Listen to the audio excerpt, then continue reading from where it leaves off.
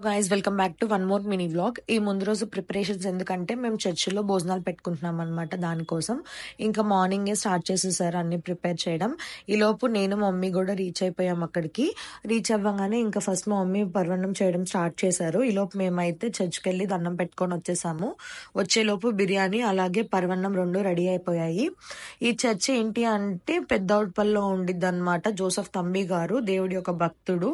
So ఆయన్ని నమ్ముతూ ఈ చర్చ్ మనం ఏదనుకుంటే అవన్నీ అవుతాయి.